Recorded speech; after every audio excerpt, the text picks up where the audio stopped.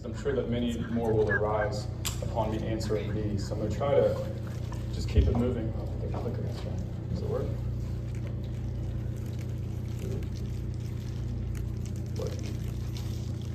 There we go, good. Let's start with this picture though. I found this picture. Does anyone know what this is? The lighting's not great, but so that's what is he? He's a bishop, right? He has he has the mitre on his head and the pallium, that big long thing that goes around his shoulders and runs down, made from the lambs that I think they're raised in Trastevere in Rome and killed every year on the Feast of St. Agnes and put underneath St. Peter's, kind of like put underneath the main altar in St. Peter's for a day or a week, I think. And then they were given to all the archbishops around the world. So Archbishop Rodi has one of these, a pallium. But this is Pope Boniface. It's Boniface. It's the Bishop Boniface in like the 5th century. And if you look here, you'll see an axe that he's placed into the wedge of this tree that's been fallen now. Again, the light is kind of bad, and what this is when Boniface felled a pagan tree that was dedicated to the god of these people, these pagans, which was Thor, I believe. And it's a kind of striking image that might not seem very PC today, especially in the church. The idea that the church is meant to go out and destroy idols, because when these people worshipped around this tree, these pagan people before they were converted, it wasn't like they just went to the tree and they knelt down and kissed the tree and hugged the tree like hippies would do, or like take naps in the tree and just look out and adore its beauty. They would like go and like eat people in front of the tree. You know, they'd throw blood on the tree, they'd do all kinds of rituals on the trees. So like paganism and idolatry is not just like having nice little statues to little gods that you've created in your head. It's the real worship of demons. And Boniface knew this.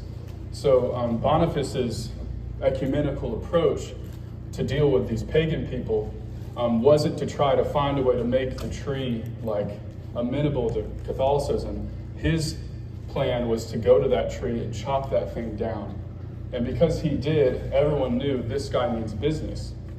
And also, the people believed that spirits inhabited the tree, and if you were to somehow desecrate the tree, you'd be killed. So the fact that Boniface managed to himself take an axe to this tree and fell it and not have any retaliation was a sign that Boniface is connected with a God that's of a higher power than whatever God, right, was dwelling in this tree. This is a very prescient image too, because the church is in this weird moment right now where it's trying to, I don't know what it's trying to do. It's trying to do something. It's trying to what is said is that the attempt is to try to go out to the world and you hear this phrase like welcome all people. And as you know, this synod on synodality is going on, which is strange sounding. It's as strange as it is how it sounds. And they just published their Instrumentum Laboris, which is it's called a working document. It's a Latin phrase that they've released now. And part of it concerns like how do we welcome people who are outside the Catholic faith? Like the phrase uses how can we create a space for them in the Catholic Church?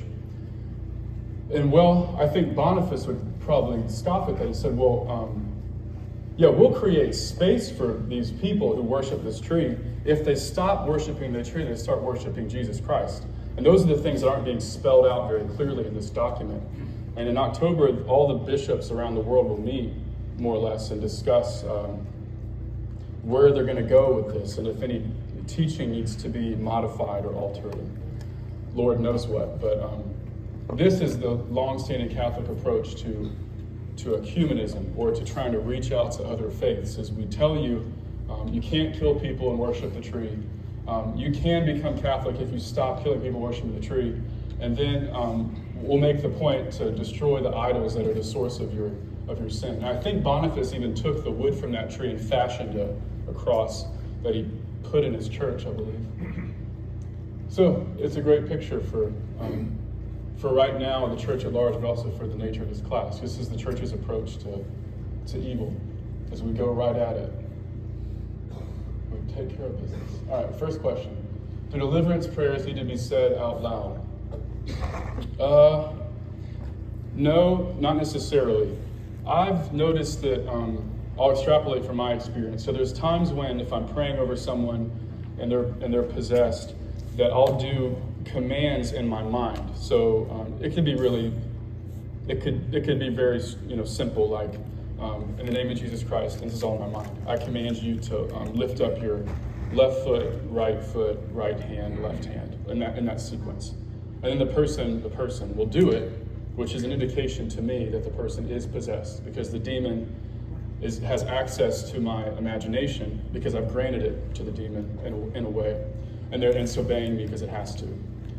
So that's just like a smoking gun. It's the greatest smoking gun you could ever want, that someone's possessed, right? That said, that doesn't always work. And I had a case where they said it's like we're more threatened when you speak out loud. It's just like if you got in a confrontation with someone, you could make faces and bow up at them all day, but until you say out loud, like get off my lawn, they're less inclined to get off your lawn. So there's something to be said for the spoken word. Also, you'll notice in the Gospels that when Jesus exorcises demons, it's always out loud. And in the New Testament letters in Acts of the Apostles, when the apostles are going about casting demons out of people, where it's recorded in detail, they're always saying, in the name of Jesus Christ, come out of the man, or leave him now, be silent, whatever, So there is something to be said for speaking things out loud. So I would recommend it. It's better to do things out loud than interiorly, unless you just feel like it's not an appropriate scenario. So if you're praying, with your spouse and you're worried your spouse is afflicted by something, spirit of anxiety or doubt or self-hatred or depression, maybe for a week you just do those prayers interiorly, or you do them alone and don't tell your spouse about it. And if you notice that your spouse gets better in that aspect, then that's a good indication that he or she wasn't, in fact, being influenced by an evil spirit, and it's not just a purely psychological problem. Always a problem. Can Mary and the saints hear our interior prayer? Like if we are asking Mary or a saint to intercede for us, do we need to say that prayer out loud, or can they hear our thoughts? So this ties into what I just said. So when you pray, I was going to put a 75. When you pray, it's cool because what you're doing is you're giving the saints and the angels and the Trinity access to your imagination. So that's how your prayers actually work, and that's also how the prayer I just described in exorcism works too. Is I'm giving that demon, the fallen angel, access to my imagination to hear what I'm saying interiorly. So yes, if you give Mary and the saints and Jesus and the Father, Holy Spirit, access to your thoughts when you pray, then they can in fact hear you just as well as you can hear me speaking out loud right now. But sometimes it's good still to pray aloud. Like look at like the laments of the lamentations of like Job. There's something healing about speaking aloud the pain that you're in, or speaking aloud the petition that you have. The interior prayer in that regard can be good, but sometimes it's healthy for you to say aloud what it is that you want from God. Think about Jesus on the cross. I mean, he's yelling out to the Father, asking, or exclaiming, why have you abandoned me? Powerful words. He could have said it inside of his mind. I mean, it's Jesus, right? He's God. But he yelled it out from the cross. So it's good to speak prayers aloud. But yes, they can hear everything that you pray about interiorly. If homeless define they have something in their home that you mentioned is an object that we shouldn't have, so like a cursed object, such as the evil eye, which we talked about last time. What is the safest way to dispose of it? And are there any steps after destroying these objects we should take for ourselves or our home? The best way to destroy cursed objects or infested objects is to burn them, first and foremost, if you can burn them. It's strange, but throw them in running water, or if you must, but it depends on where you do it, bury them. You don't want to bury a cursed object in your backyard because it's going to curse your property. It's going to curse your septic tank or something, you know? So don't do that. So don't flush it down the toilet. Don't just throw it in the trash. Sometimes you'll throw those things in the trash and they'll wind up back in your, on your kitchen table the day later because the demon's manipulating the object. So the best thing is to destroy it, to burn it. Or if you just don't know what to do, just bring it to me or to Father Pat. We have regular burnings of things, both blessed and not, both blessed and cursed. So feel free to bring it by. Once the object is destroyed, I wouldn't really worry about needing to do anything for yourself per se. The act of the individual who even out of ignorance, inherited or took a cursed object to themselves and then destroying it is like the contractual breaking of the demonic tie between the thing and you. So that's sufficient just to destroy it in most cases. If you notice that your symptoms get worse or you have more weird stuff happen at home, or one of your kids starts acting really strange after destroying something like this, then it's an indication that there's something else going on there for you, the intervention of a priest. But in most cases, burn it, throw it in water, bury it far, far, far, far, far away if you, for some reason, you can't do those first 2 months. Father, could I ask you something? Well, hold off.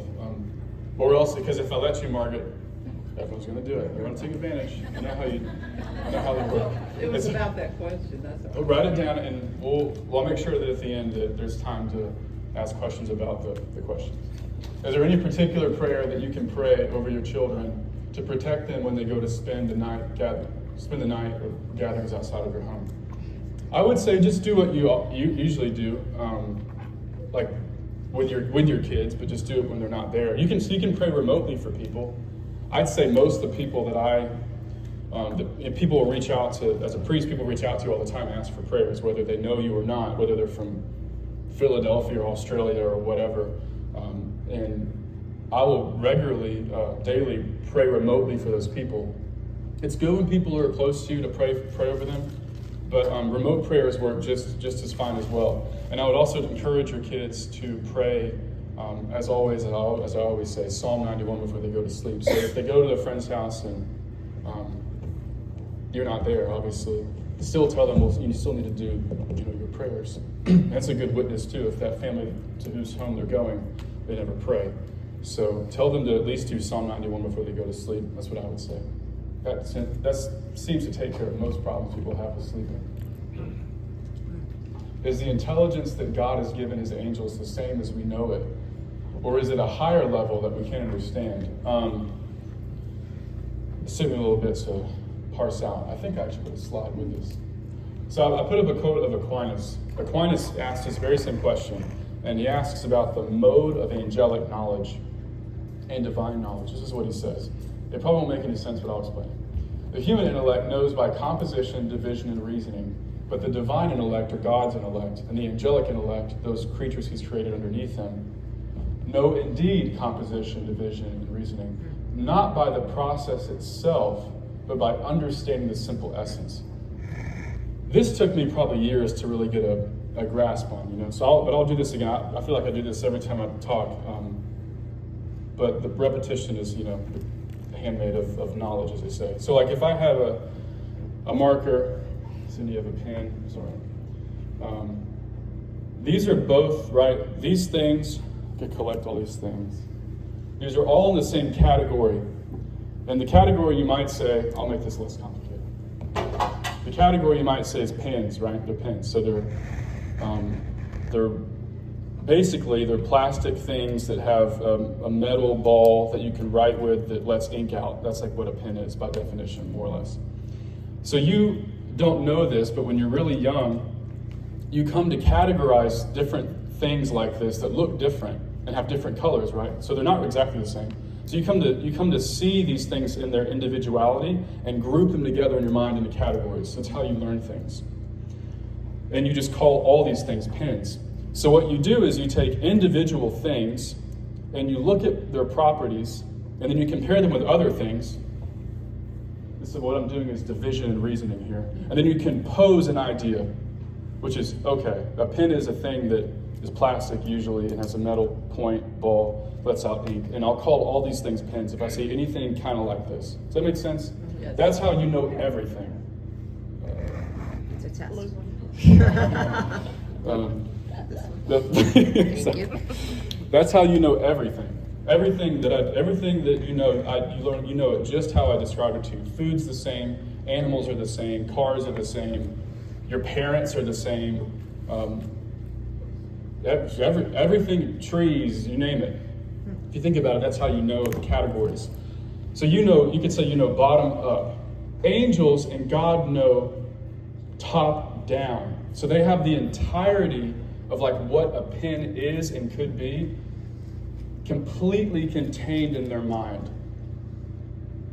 If it's hard to understand, it's because you don't think like that. But so that's how they think. They know the entirety of things by knowing the essence of something. Or like, we call it, if we want to know like different cars, right?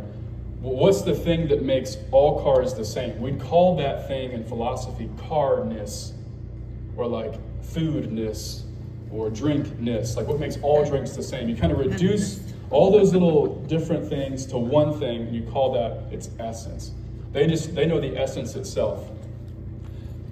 One last piece, if you're still with me, is that obviously we have bodies and we exist in chronological time.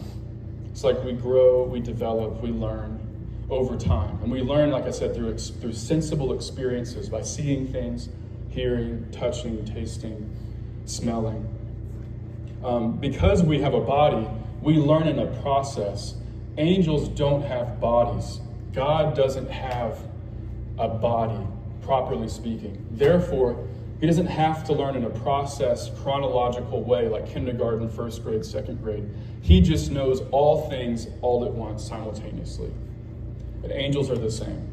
Angels don't know everything God knows. Angels are not, we say, omniscient, all-knowing, but they know a lot more than you or I could possibly know. The dumbest angel, if you will, is smarter than all of the smartest people who have, are, and will ever live put together.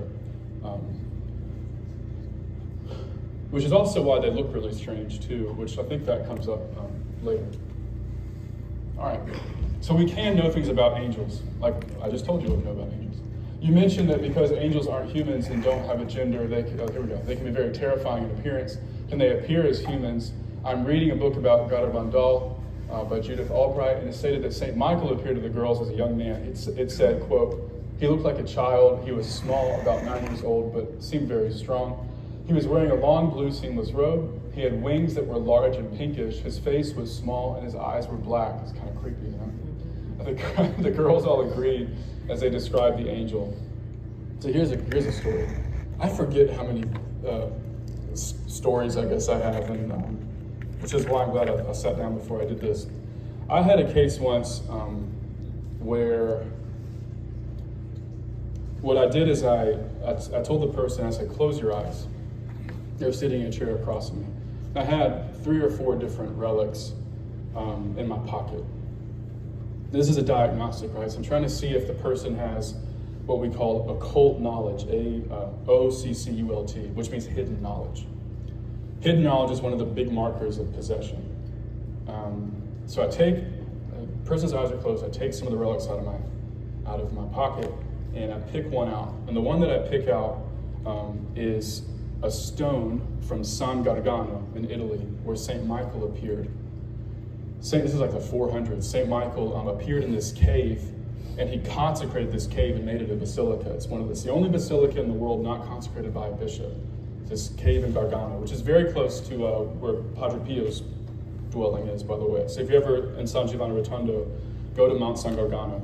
All the saints in the ages have been through there. It's a really, really cool place. But I have a stone from there, from that cave. So the person puts their hands out, I put it in their hands, I put their other hand on top of it. So it's a blind study, right? At best, they might note it's a relic. This person wasn't a Catholic, so they had no clue what I was putting in their hand.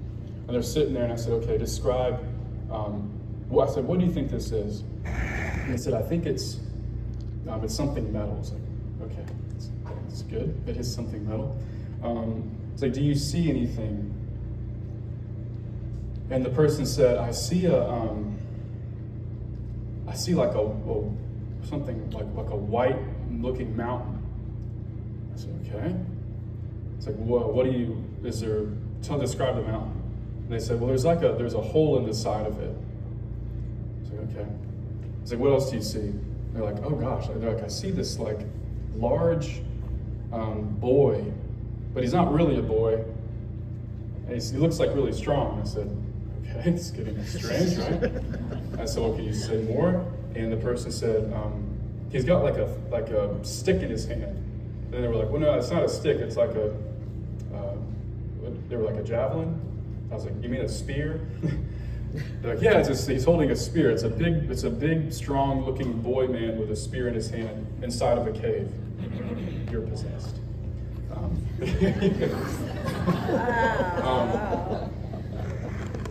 What I thought was the reason I share the story, not because it's just funny, but it's interesting. Whenever children or people who just, maybe I should say not children, but like people who aren't educated, you might say, theologically or scripturally, whenever they describe angels, they give this kind of description, like it looks like a boy, like a child that's a boy, but it's like strong.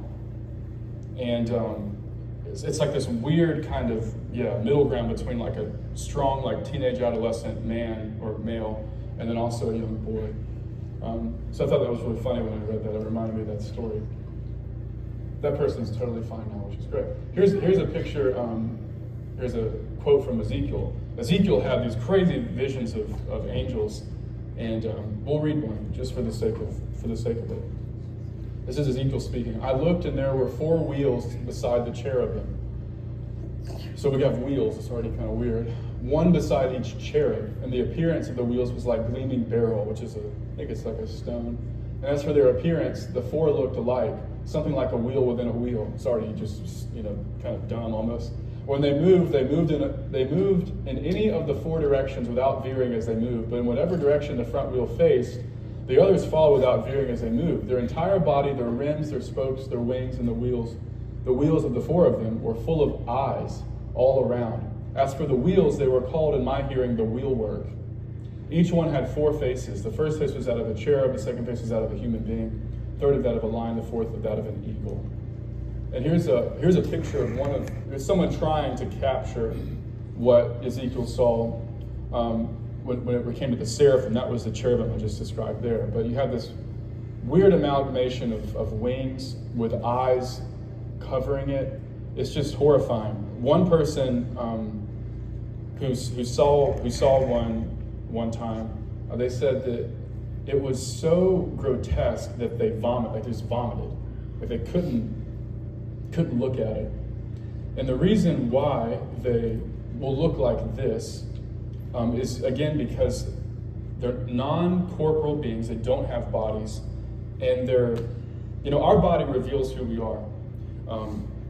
Christ on the cross reveals what the body's made for, ultimately, which is like, it's sacrifice, and it's like stretching yourself out, literally, for as he says, as for your friends, for the salvation of the world. That's what the body's for. It's not for sex, principally. It's not for pleasure. It's not for eating and drinking. It's not for exercise. It's first and foremost for crucifixion. That's what the body's for self-sacrifice. So the body reveals like what we are as human beings. It reveals our spiritual part of us that is kind of like contained, you might say, within the body. I'm not speaking technically. With angels, they don't have bodies, so they can't really quite reveal to you what they are. So when you see them and they want to show themselves to you, it's this grotesque, morbid nastiness. And it's meant to convey to you that they're so far beyond the capacity of your intellect now in your fallen state that you can't comprehend them. They're not comprehensible beings, which is why what we just read is you can't really comprehend it. No one can really quite paint it or describe it. He's barely describing it in any kind of intelligible way.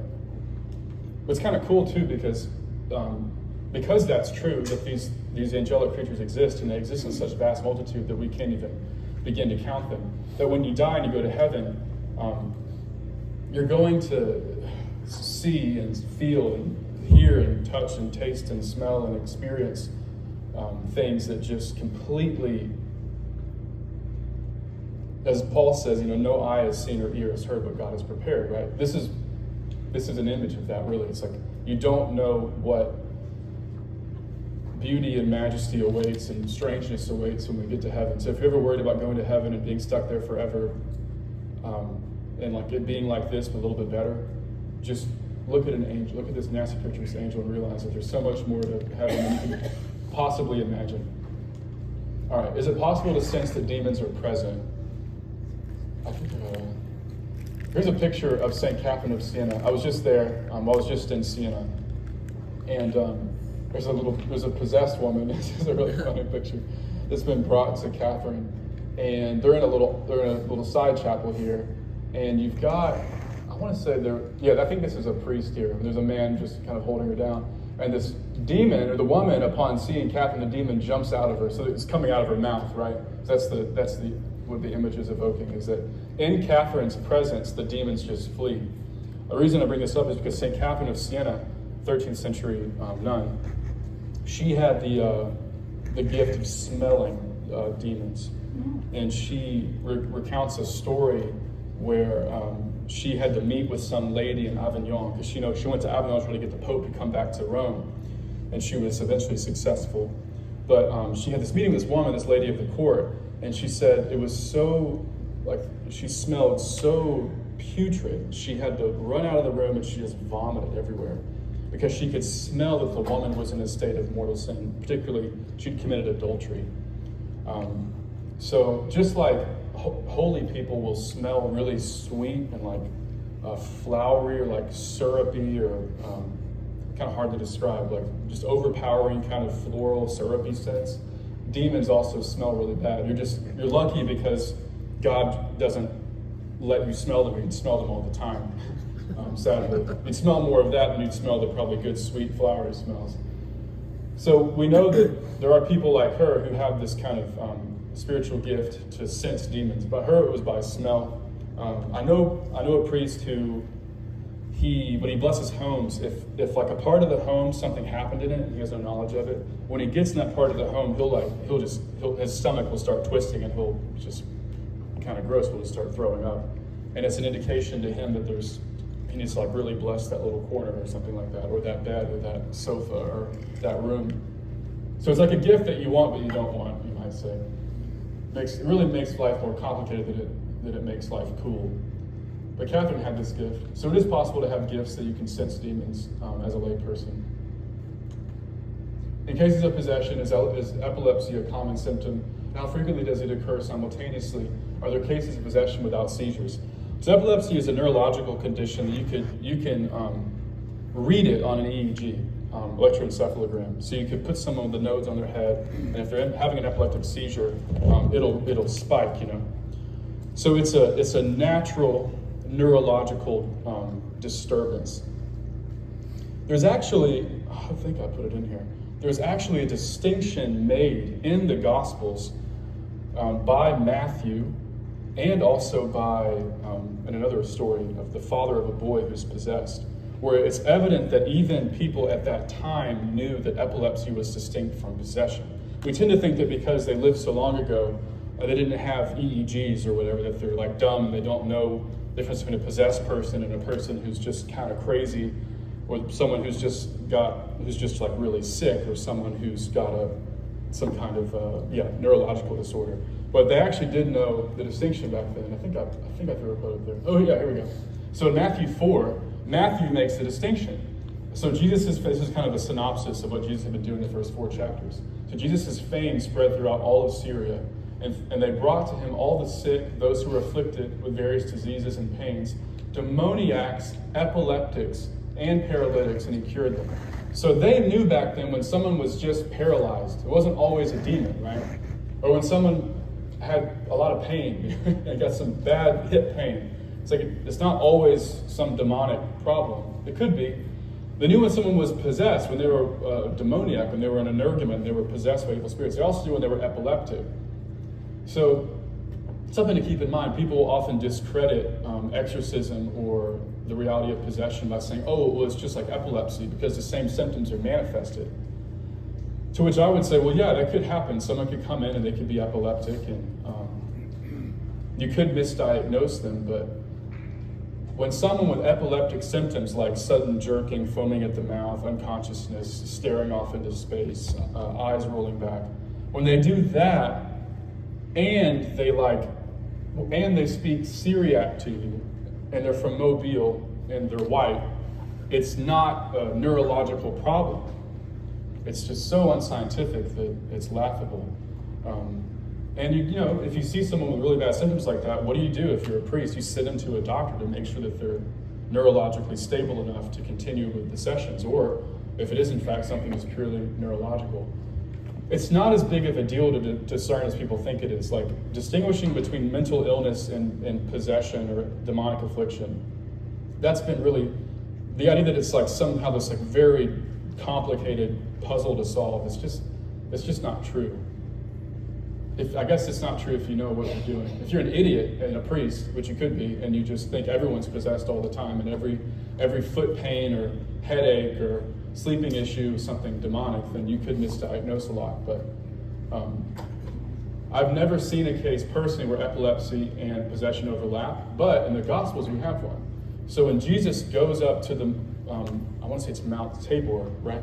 And the Transfiguration happens. I was just in the Vatican Museums and I saw this painting by Caravaggio. I should have put it up, but it's really cool because you've got Jesus. You've seen it before. If you saw it, you'd be like, oh yeah, I've seen that. Jesus is on top of the mountain and he's kind of like flayed out. There's light coming off of him. Andrew, James, and John are hiding their face. Elijah and John the Baptist. Moses, thanks. Elijah and Moses, they're kind of floating next to Jesus. And then there's a mountain. Then at the base of the mountain, who do we find? We find a possessed boy who's like just freaking out, which is kind of, when you read that story, think about that. This is Matthew 17. The Transfiguration would have been visible to other people. It wasn't just visible to Andrew, James, and John. And it was so powerful that it made this demon manifest in this little boy. So here we have the event. When they came to the crowd, they've come down the mountain now, Jesus, Andrew, James, and John, knelt before him and said, a man came to him, the father, knelt before him and said, Lord, have mercy on my son, for he has epilepsy. So the dad knows the kid's epileptic. He's not merely possessed. And suffers terribly. He often falls into the fire and often into the water. And I brought him to your disciples, but they could not cure him. Jesus answered, you faithless and perverse generation, how much longer must I be with you? How much longer must I put up with? How much longer must I bear you? Jesus says a lot of stuff like this, by the way. It's quite harsh. Bring him here to me. And Jesus rebuked the demon, and it came out of him, and the boy was cured from that moment. So in this case, you have a demon who's driving, you could say creating, epilepsy that's not purely natural. So demons, this is admitted by them quite vividly in Annalise's case. Demons are the cause of many illnesses. Are they the cause of all illnesses? No. But you could go a long time in your life with a particular chronic illness, or chronic illness upon chronic illness stacking up with, it's all idiopathic, when you go to the doctor. Never have any healing or any kind of relief, because what's happening is you're being afflicted by evil spirits. You're not just purely naturally ill. In this case, the epilepsy was driven by the demon. Also of note, who came to Jesus requesting the exorcism? Was it the little boy? It was the dad. I found this about a year ago when I was banging my head against the wall wondering why these kids would come up with problems and nothing would happen. They wouldn't get much relief. And I was, every time a child is liberated, it's because the parent brought them to Jesus. Which means if you don't bring your kids to the priest, your kids won't get better. If a possessed person is also living the sacramental life, how would this impact the symptoms? For example, no aversion to the sacred or less severe symptoms. Most possessed people can receive the sacraments. They can receive communion. They can go to confession. Most possessed people are quite holy. Another good example is Annalise Michel. Annalise was badly, terribly possessed. It was awful. But she went to Mass almost every day. She received Holy Communion. The demons hated it, but she received communion daily. And what you find is that the sacraments, they strengthen and they heal the individual, but they also torture and punish the demon. Because the demons made this contract with the individual that they're going to get up, kind of, you could say, bound up in the body of the individual, that means that they're going to suffer whatever prayers or whatever sacramental life the individual wishes to live. So that's why one of the things you actually have to do to be liberated, if you're not a Catholic, it's a little bit different, but one of the things that you have to do as a Catholic to be liberated is embrace the sacramental life fully. You have to stop committing mortal sins, really venial sins too, which you can do. You got to pray every day. You got to receive communion as frequently as possible. You have to go to confession weekly, every 2 weeks, something like that. And it really, as you can imagine, it helps a great deal in the liberation process. And you find that as the process goes on, which could take years, that the sacraments become less painful to consume, and they become more of a source of mystical grace even. Had a case where the individual would come up for, I'm trying to remember how this went. The person couldn't receive communion because right when Mass would start, they'd feel hands grip around their jaw and clench their jaw down like that. Feel it. Imagine that. Horrifying, right? And they kept going to Mass. It's crazy. Again, these people who go through this, they're extraordinary. And what I'd have to do, I've heard this from other priests too, is just a simple blessing before Mass started and their jaw would release and they could receive. So goes to show, it illustrates the point that demons hate the sacraments, especially the Holy Communion, because they know that it's Jesus. And if you get Jesus inside of you, it's like they have to battle with him even more, because they're up in your body, and when you can receive that communion, it gets into your body and your bloodstream, and it just causes them immense pain. What would a mild case of possession be like compared to a more severe case?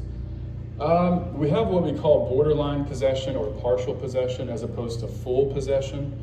Partial possession, what tends to happen is the individual is like semi-vigilant during this session. So like you start praying over them and they're not just instantaneously manifesting. And then for an hour and a half, they have no clue what happened, and they came out of the chair and threw 3 men off of them, and they spoke to even different languages, and they have no recollection. That's full possession. Partial possession tends to be more like a semi-vigilant. So you might have 15 minutes where the person's in what we call a crisis state, and then another 15 where they're like awake and they can pray, and they go back under, it's kind of like drowning, really. It's like you're just above the water, just enough to breathe, and you're just back under again. It's not a really helpful distinction, because either way, the same remedy applies. You pray for the person, you pray the rosary, you pray the exorcism prayers, and the person gets better over time. Obviously, these are easier to deal with than these, but perfect possession. Perfect or full, yeah, same again. And what we also have in these cases, more severe cases of full possession, is if you consent by an act of the will to the possession, we call it subjugation. Subjugare means to be thrown under. So you've thrown yourself under the authority and the power of the demon. And what's really wild is that in those cases, you'll almost get no preternatural manifestations of the session. So if someone comes in and they're possessed and they know something's not quite right, but they don't know they're possessed, you'll start doing prayers and something will happen. You'll get, the list is like endless, but for example, they might start responding to you in Latin if I start speaking in Latin. Preternatural. You don't know Latin. And they'll mess with your grammar to make you annoyed, or they'll fix your grammar whenever you put genitives instead of datives, all that stuff. It's like children. It's very annoying. And clear manifestation, preternatural manifestation, right? You'd be a fool to think that it's something neurological or psychological. Well, in cases of perfect possession or subjugation, the person wants to be possessed. So if the person even makes it into the room, sits down, they have no interest in liberation. So there won't be any manifestation for the most part, because they've accepted it. Just like you could accept Jesus and live in a state of grace and pray, you'd never think about doing anything malicious or evil. Well, you can do the same. You can make a contract with Satan. In this case, we call it subjugation. Really, really, really bad. A family member has committed adultery, and the guilt and shame is tearing this person up. I presume this person here is referring to the family member who committed the sin. They are trying to come back to the church and are attending Mass. However, this person feels that if they continue on a certain path, again, the person who's committed adultery, I presume, that they believe to be good and true, then it can be completely in God's hands after that, or they no. No, no, no, no, no. So here we have the past perfect. So I'm really getting picky here, but past committed means that you did it in the past and you're kind of still doing it to the current. Committed without the has means you did it once, you went to confession, you're going to Mass, you've stopped, whatever. That's one thing. But if this person's still in an adulterous relationship, they're objectively in a state of grave sin, their soul is in peril of condemnation, of damnation, and they can feel all they want to feel about, they can feel all the good feelings they want to feel about going to Mass and praying all the time and whatever, but they are objectively in a state of mortal sin, and they will go to hell if they do not repent and repair the damage done by the adultery. And this is a good indication that feelings are not your best friend in many cases. Your feelings are not a good indicator of what's true. In this case, your feelings are they're misleading you entirely. You are not in God's hands, per se, if you're living in a state of mortal sin. He's actually handed you over to the evil one to be, well, because you want to belong to him. And hopefully what happens is you get beat around that enough by Satan, and you experience the bad fruits of your bad decisions, and you come back to God. But you are not in God's hands if you've committed grave sin. You have separated yourself from him. So the short answer is no. Free will. I guess this is tied in. Why do some people do things they know are wrong and they continue to do them? It's a great question, yeah. Free will, Aquinas says that free will is an appetitive power. What does he mean? He means that what your will does is it acknowledges something, it gets an idea about something, and then it forms a judgment. So you reason, right? And then it looks or appears desirous to you, and therefore you do it. That's how your free will works. When you do something freely, it's because you have discerned that there's a good, there's an object of good that you desire, and suddenly your passions or your appetites kind of line up with it, and then you seek it, or you choose it, or you want it. The problem with being a human being is that since the fall, what do we say has happened? That the intellect is darkened, so you don't see things as clearly as you should, and your will is vitiated, meaning that it's like wounded at the core. So you don't see things clearly, and you don't desire that which you should desire. Paul says this, I'm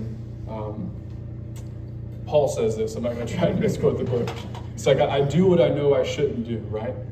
He's like, I feel in my members of my body this law to do evil. Well, in my soul, I feel this law to do good. Well, that's what we call concupiscence in the Catholic tradition. So it's this kind of, I describe it like an alignment issue like you might have with your car. It's like if after enough reckless driving, especially like a teenage girl, and you just, hitting potholes, hitting curves because you're always texting, and then your alignment gets just jacked up, right? And then you tell your dad's infuriated because he knows how irresponsible you really have to be to knock your alignment out. It's insane, right? And then you have to go to the place and you have to get it torqued back, right? Well, it's like the concupiscence is like always kind of having that alignment issue that you're always having to fight to keep your car driving straight. That's what we struggle with as human beings until the day we die, is this inclination to disorder, to sin, and to vice. So because of that, the will is always going to be in a bit of a battle to do what's good. The one human person who didn't have this problem was Mary, right? Her will was always, her free will, her freedom was always perfectly aligned with the good. And that's really what freedom is. Freedom is choosing what is good. It's not choosing between good things and bad things and like deliberating. It's actually being so wholly committed to the good that you would never even consider evil. And that's what it'll be like in heaven, which is, again, if you're like me, it's really hard to imagine. But that's why, because we have this We're just knocked out of alignment by original sin. Do you believe the last battle for marriage and the family is happening now? So this is in reference to an interview between Cardinal Caffarra and the Voce di Padre Pio. That was a mess up. Two padres. The Voce di Padre Pio in March 2008. So the interview asked Cardinal Caffarra, who was the Archbishop of Bologna in Italy, this question. There is a prophecy by Sister Lucia dos Santos of Fatima, the main seer of Our Lady of Fatima, which concerns, quote, the final battle between the Lord and the kingdom of Satan. The battlefield is the family, life and the family. We know that you, Cardinal Caffarra, you were given charge by St. John Paul II to plan and establish the Pontifical Institute for the Studies on Marriage and the Family. Pause, I just remembered this. This institute has been totally retooled and I think obliterated by Pope Francis, by the way, recently. The new head of this institute recently said that there's no correlation between abortion and contraception. Yeah. So here's Cardinal Caffarra's response. Yes, I was. So yes, I was appointed. At the start of this work, entrusted to me by the servant of God, John Paul II, I wrote to Sister Lucia Fatima through her bishop, as I couldn't do so directly. Unexplainably, however, since I didn't expect an answer, seeing that I had only asked for prayers, I received a very long letter with her signature, now in the Institute's archives. So this is a letter we have. In it we find written, quote, this is Sister Lucia talking. The final battle between the Lord and the reign of Satan will be about marriage and the family. Don't be afraid, she added, because anyone who works for the sanctity of marriage and the family will always be fought and opposed in every way, because this is the decisive issue. But she concluded, however, Our Lady has already crushed its head. So this is what this question is in reference to. Do you believe that the final battle, last battle of marriage and the family is happening now? This is a reference to what Mary told Sister Lucia of Fatima. I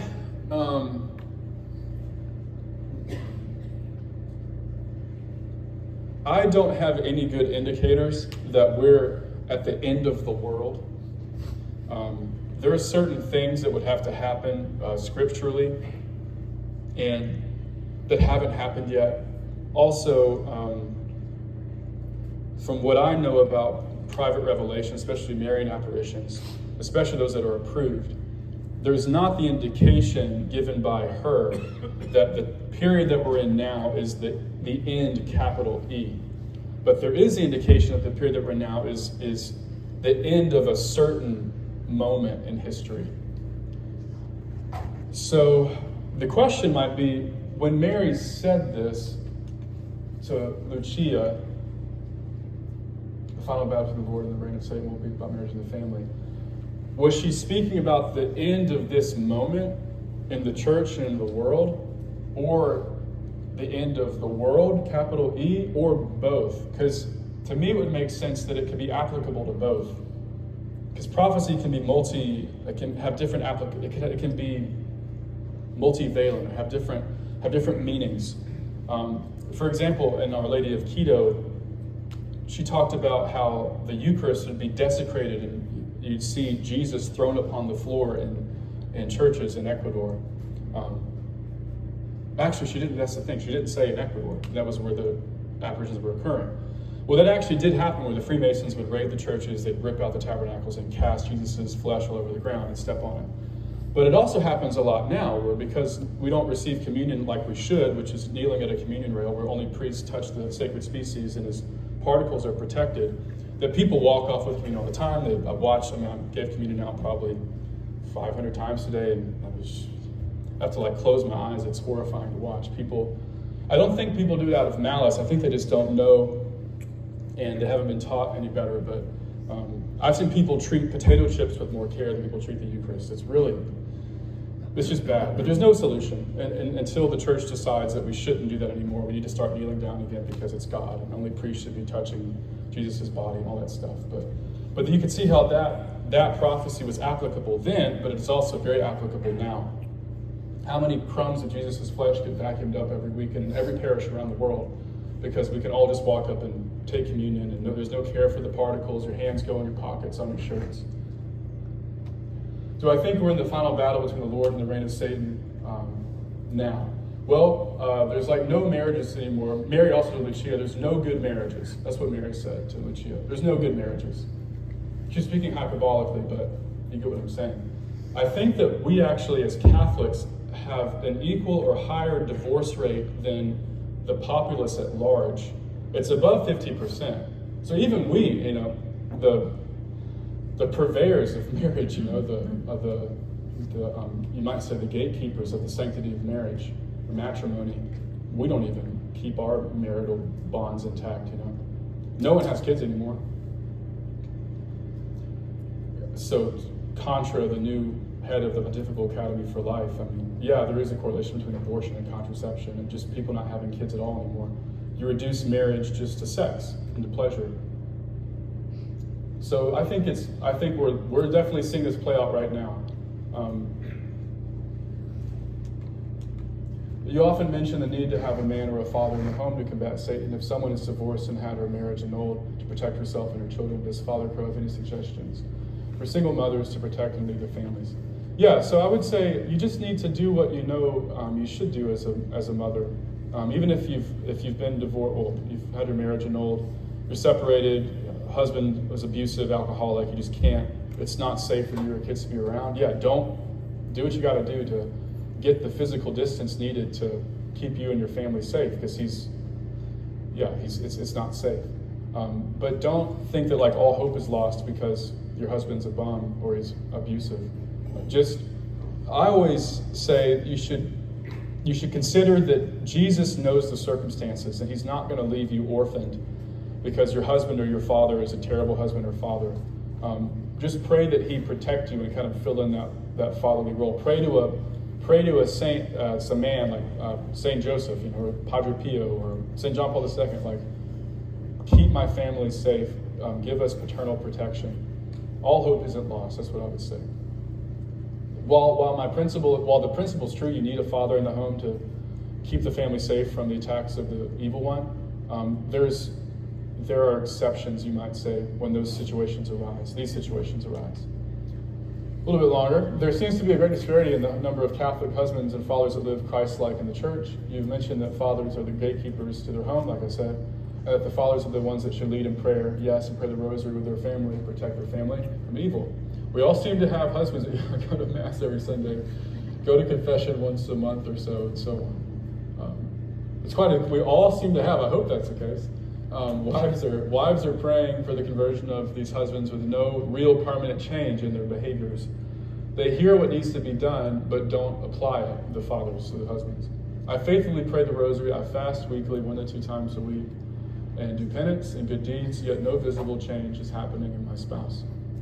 Other than waiting it out or me having more patience, is there anything else you can recommend to these fathers that will invoke real change in their lives, a change that will lead them to live more Christ-like? Here's what I'd say. I've learned this. I've counseled a lot of married couples. You as a wife need to do what you have to do to wake your husband up. If your husband is shiftless, if he's irreligious, disrespectful, not emotionally sensitive, doesn't tell you nice things, isn't home enough, works too much, you need to tell him to his face. It's not you disrupting like the Catholic Pauline understanding of marriage and how it's structured. It's you doing the harder thing and not cowering away. You need to stand up, if you will, to your husband and call him out for it. You need to be a better man. You're not a very good, don't make general statements. When you do this, I always tell people, don't make general statements like that, because it's like condemning them. But what you did yesterday that was not what a good father would do. Or what you said to me yesterday, that was really mean. You shouldn't say that to me. And here's why. Start getting on to them. That's what you can do. So yeah, you should fast and you should pray, and you really should. You need to. But you also should do the basic things that you do in any relationship, and that's that you need to actually confront the person, enter into some conflict, and hash it out. And if you need help, again, get a third party. It's hard to find good marriage counselors or psychologists. If there are any, they're always booked like months out. But find a priest you like who can mediate the dispute. Find a priest who's not going to be as conflict avoidant as you're likely to be. You want some really good, healthy argumentation going on because things aren't working. So you need to fight. That's what I would say. You need to kind of get into some tussles with your husband, verbally speaking. Unless y'all can wrestle and that works for you or something. Kind of playful way. What else did I want to say? I would say this.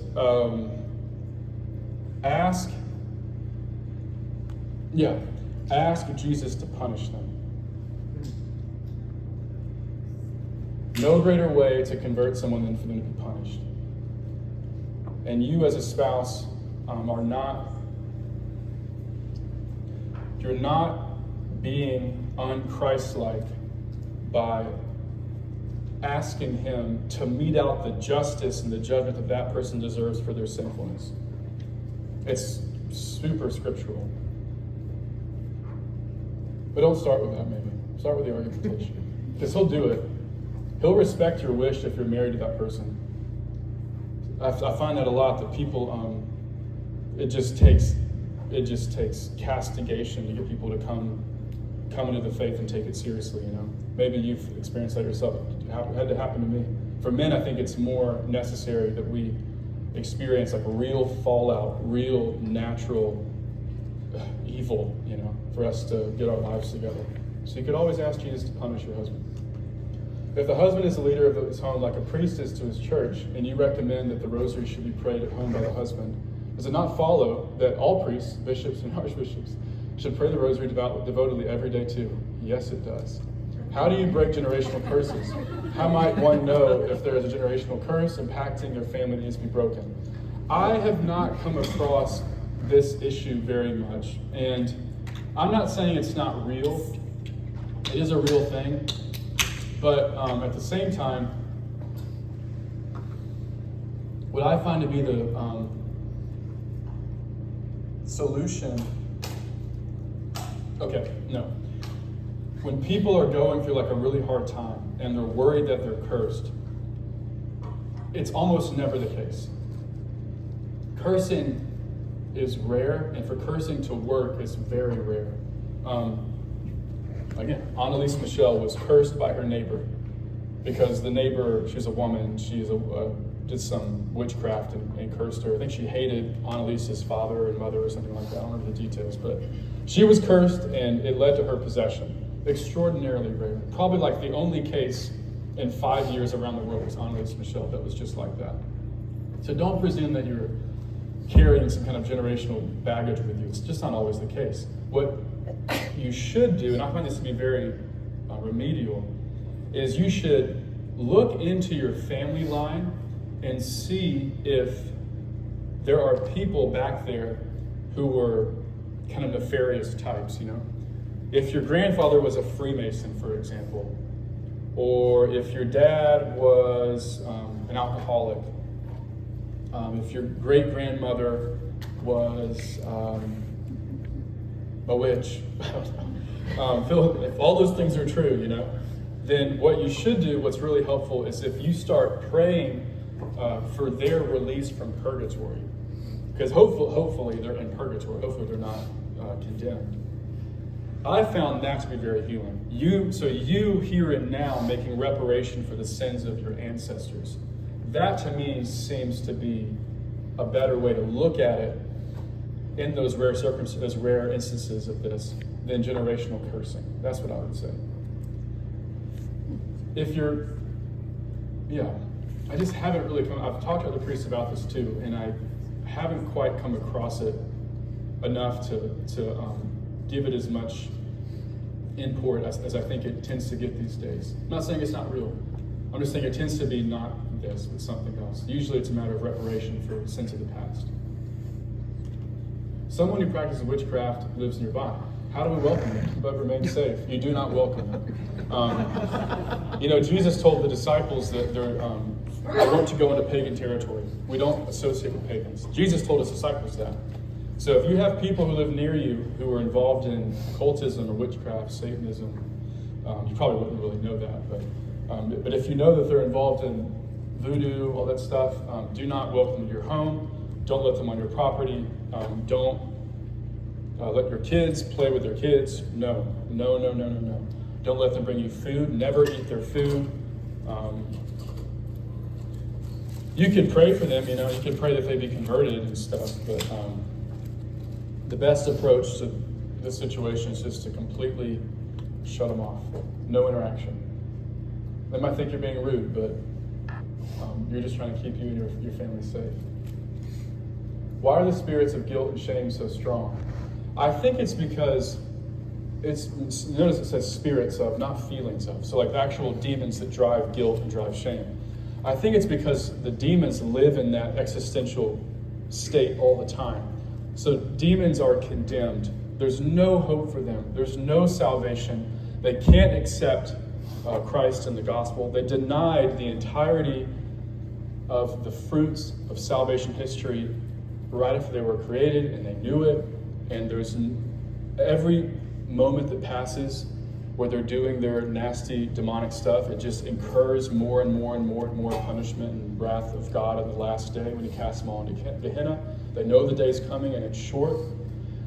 So I think because they live with shame from their decision and perpetual guilt that can never be healed, that they're really darn good at making us feel the same. And what they'll do is they'll make you feel like you're stuck in this sin and there's no hope for you. You will always be coming into that confessional every single month with the exact same problem, you'll get no relief. You might as well just not go. That's the next logical step, right? What's the point? Not worth the time, not worth the effort, not worth the car ride. You pray all day and you never get better. You've heard these things before, right? You fast all the time and you're still gluttonous. You go to Mass every Sunday. You haven't missed Mass in 4 or 5 years yet. You can't find a job to save your life. What did you? There's something that's it's either his fault or it's your fault that things aren't going well for you. It's very, very pernicious. They're all lies. Again, your feelings are not good indicators of what's true. You always need to check how you feel with right reason.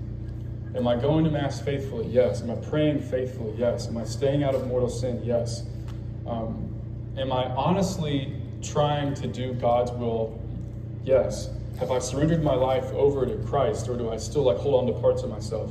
Ask those are hard questions to ask, but ask. Have I given my marriage to Christ? Have I given my children to Christ? Do I like going to the Bay House more than I like going to Mass on Sunday? It's just be honest with yourself, but check in with yourself and see where your desires lie, whether or not you're living a good Catholic life. And if you find that you're living a good Catholic life and you still feel the guilt, you still feel the shame, maybe what you could try is every day just say out loud, in the name of Jesus Christ, I renounce and reject the spirit of guilt, and I renounce and reject the lie that I'm not forgiven for the adultery I committed 20 years ago. Because listen, if you went to confession, you confess you committed adultery, you're forgiven. You might still need to make reparation for it, because that can just cause long-lasting damage. But the demons want nothing more than for you to not feel forgiven. They want you to not heal from it, but you can heal from it. Did pagan peoples before the time of Christ have a chance to go to heaven, or a type of heaven, or what happened to them? Is it correct to say they were worshiping a certain demon put in charge of their specific people? So this is a very crafty question, because it's really a question about salvation, but they slipped in a demon thing here, so they're trying to get me to answer both at the same time. Every nation outside of Israel, according to Deuteronomy chapter 32, verse 8 through 9, every nation beyond Israel was ruled by other gods. These other gods, we think of God. We think that, you'll hear this often, that the Jews were monotheists. That's actually not true. The Jews believed in the false gods of the other nations. They just didn't worship them. So this idea that there's just only one God in what that does is monotheism, it's kind of if I recall, it's a German liberal Protestant kind of invention. What it does is it really flattens out the spiritual landscape. So you just have God and you have us, and there's no real intermediary.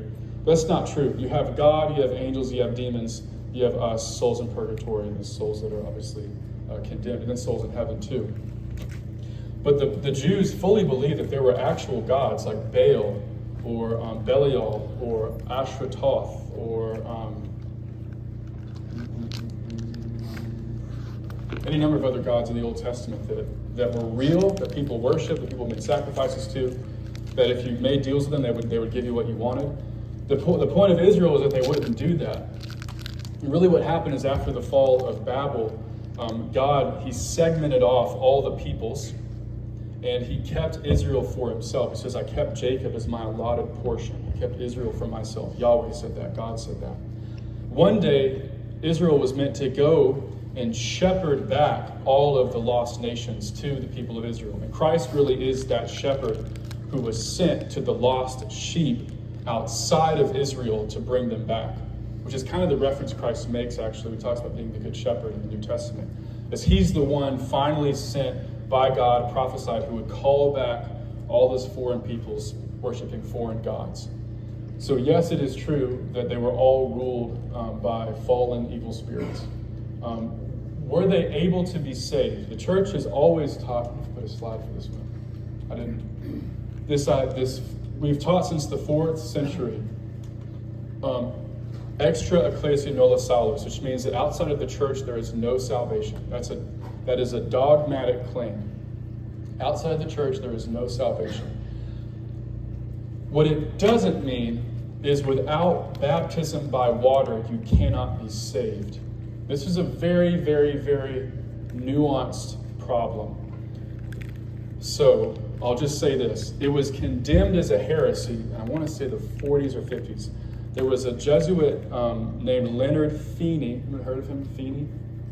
Feeney taught that without baptism by water, you are damned. You do not get saved. The church intervened. Pope Pius XII actually took vested interest in this priest who was spouting off this heresy. And he condemned him. He was excommunicated. He may have actually been reconciled on his death, that we don't quite know.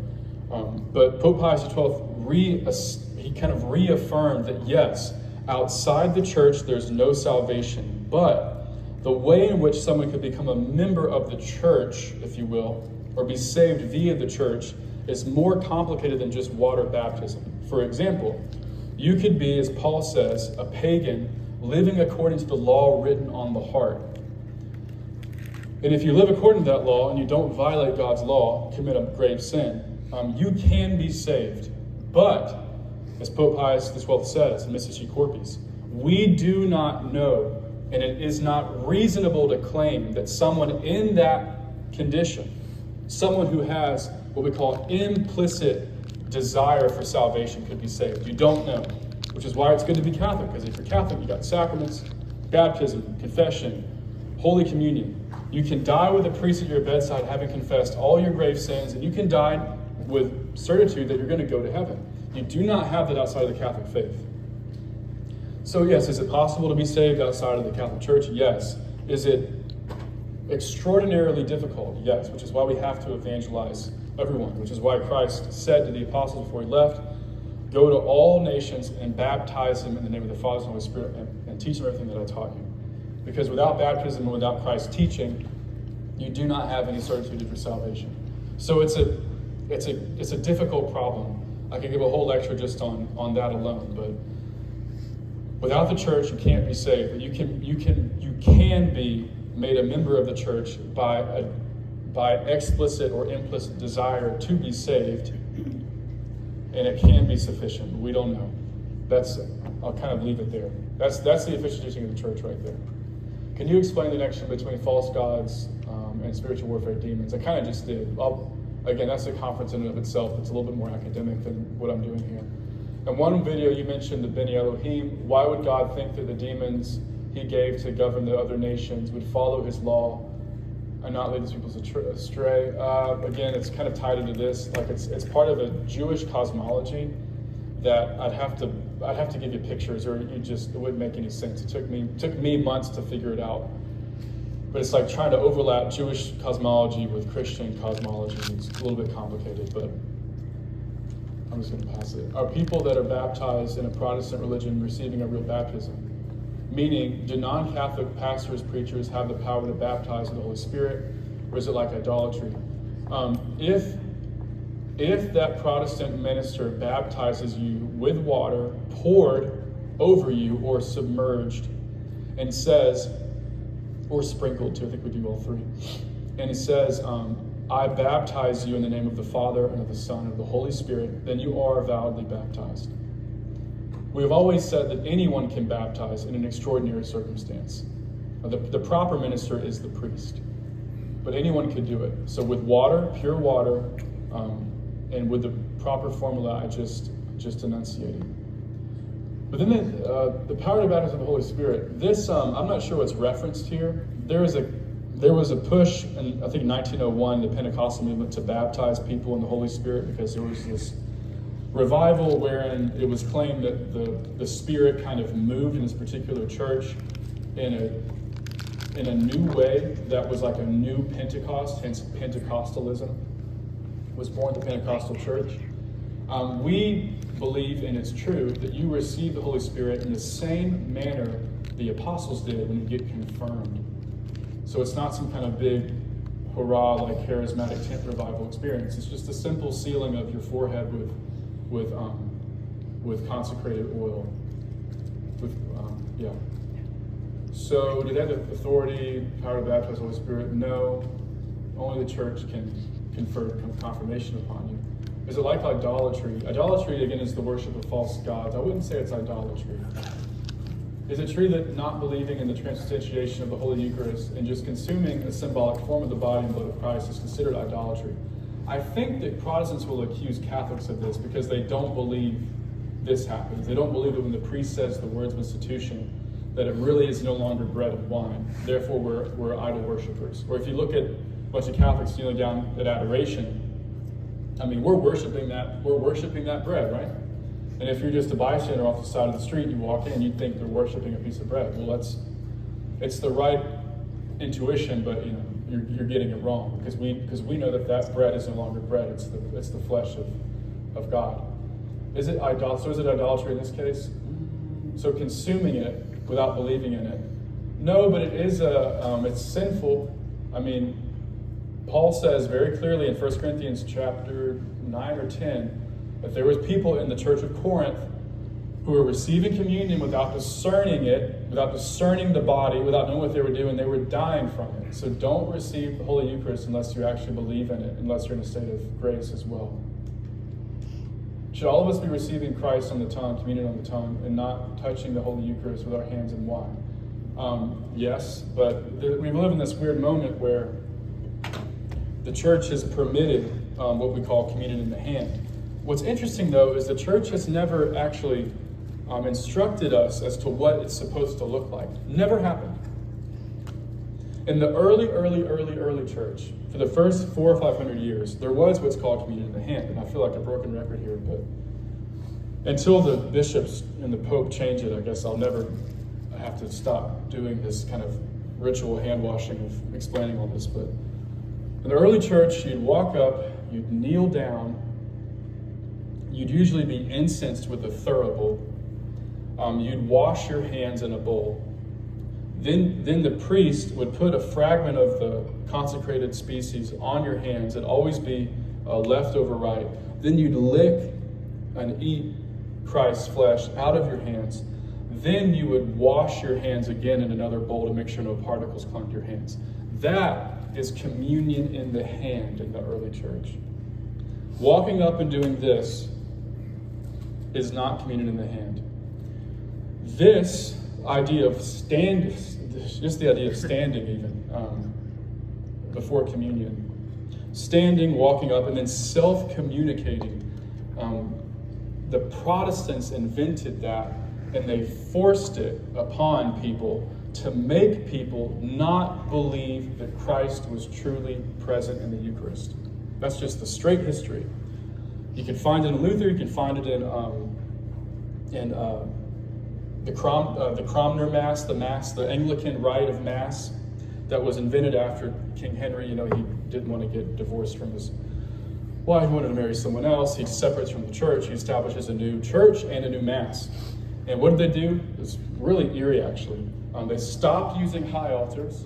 No more Mass facing ad orientem. They put out wooden tables in between the high altar and the people. The priest faced you now, and he spoke in plain English. The people revolted because the priest no longer used Latin and he was facing them. It's just crazily ironic that now we live in the exact opposite moment, where people revolt if the priest faces the crucifix, God forbid, and doesn't look at you as he's praying to God, and then speaks in Latin to God as a sacred language. So it's absolutely wild that what the Protestants wanted to do intentionally to make you not think that the Mass is a sacred thing or a sacred species, Christ's flesh is being confected, is now the standard form of thought for most Catholics today. So yeah, it's casual service, it's chummy, it's lighthearted, we're having a good time, it's just a meal, we're eating some,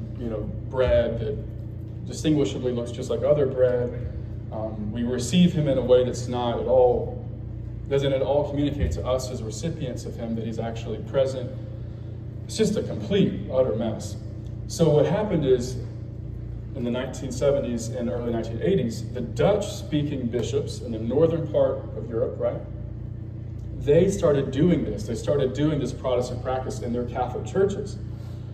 And they did it because, well, they were heretics. And they actually have been condemned, a large portion of them, as heretics.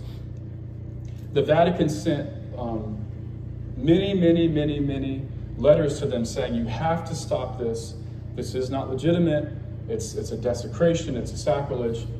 And sure enough, for whatever reason, the practice spread throughout Europe, spread throughout the United States eventually, Latin America, Africa, Southeast Asia. And before you knew it, what the Vatican first condemned as an aberration, it was now giving permission as a norm. It's really confusing to me. I don't quite understand it. Because it flies directly in the teaching of the church, the long-standing, that the smallest particle of the species is still contained the whole Christ, which is why it takes so much time to purify the ciborium after communion is distributed, because he's in the smallest particles, which is why priests would always do this. That's why priests would always wash their fingers over the ciborium after they distribute communion. It's why we always use hand patens underneath your jaw once you receive communion in case any particles fall. It's why only priests would touch the sacred species. All of it only makes sense if you believe that in the smallest particle is the whole Christ. And in a certain sense, you might say that those Protestants and those Protestantized bishops who introduced the practice of walking up, putting out your hands and eating communion like this, they just don't believe in the Protestants didn't believe in the doctrine I just told you. And I guess those bishops didn't either. And now the practice is ubiquitous. And to add to the craziness of that, here's some quotes from the demons possessing Anneliese Michel. So these demons were forced to speak under compulsion by Mary.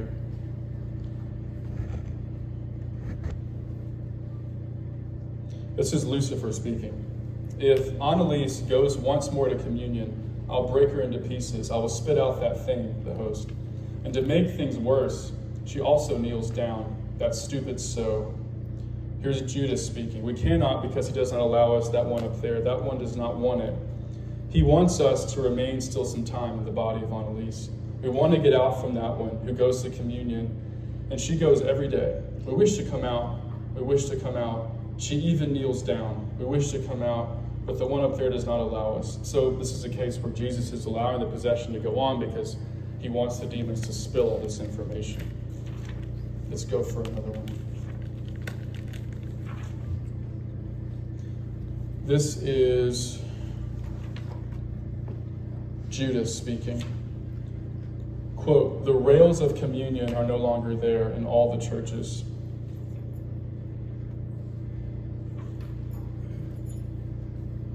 Here's one. The majority of people should go to the priest when they are sick. This is the command of Mary.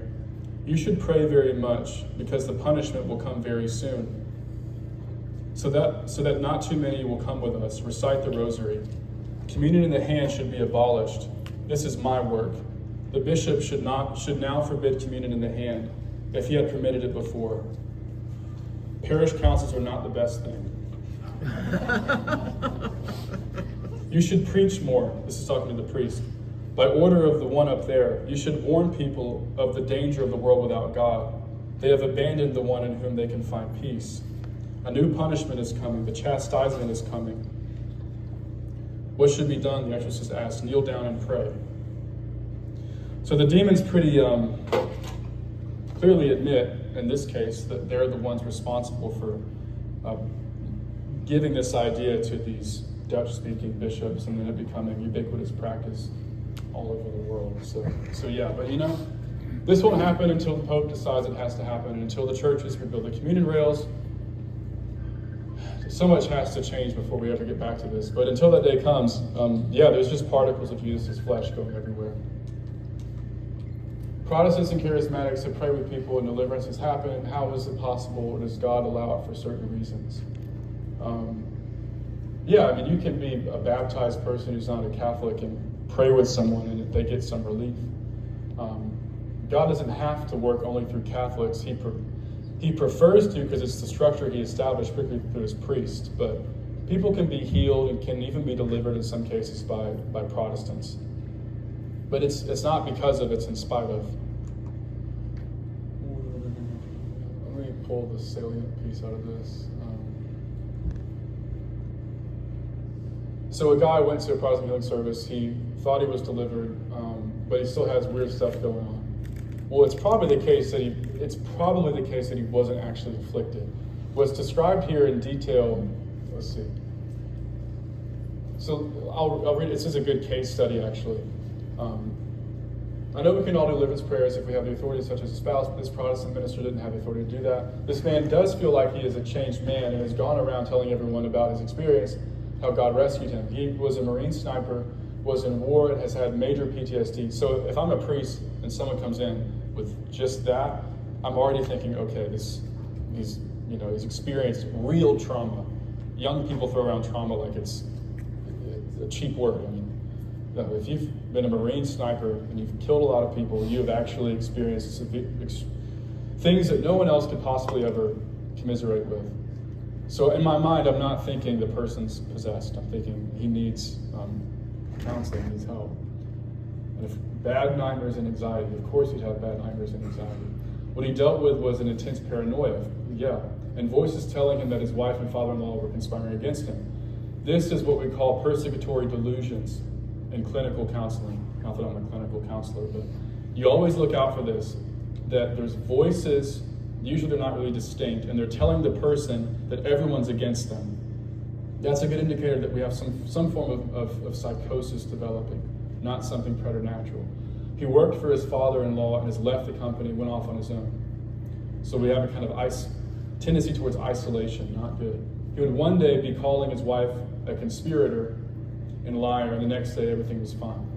It's looking to me like some form of bipolar disorder. He finally realized he needed healing. He was about to kill himself, not good.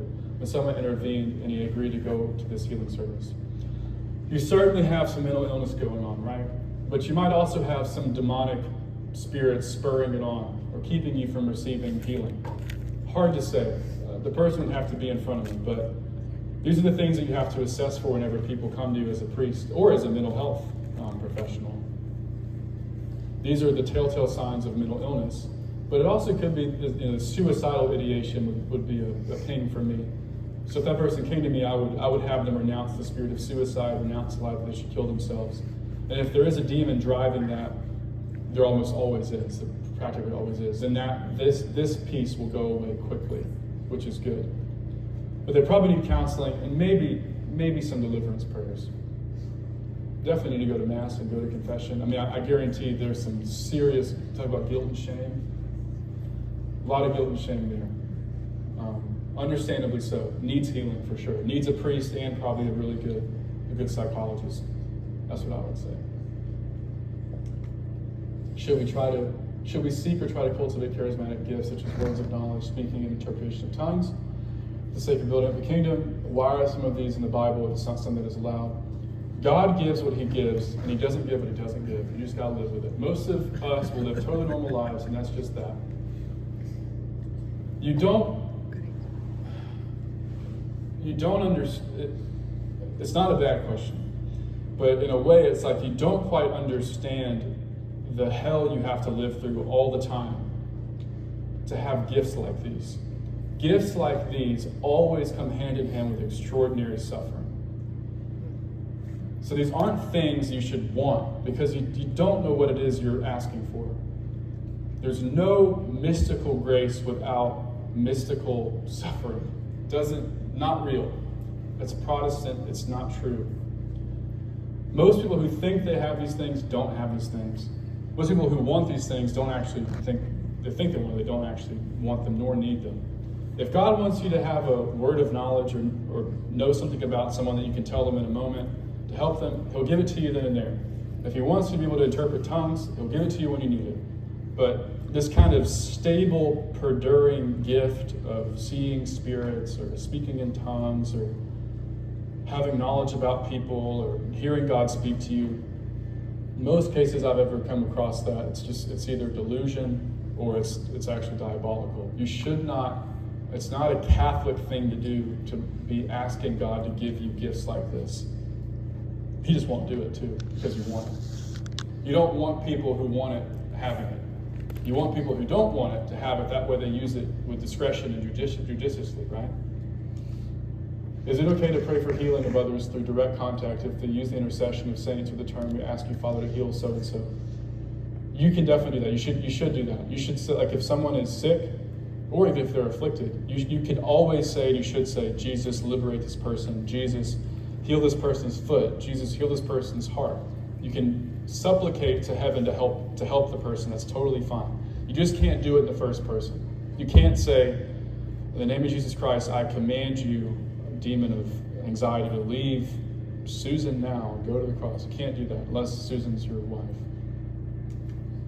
Father Ripperger mentioned a ritual prayer from Milan to use to stop storms and tempests. Yes, I thought it would be helpful to print and post that prayer in our closet under the stairs. I like that, where we gather during tornado threats.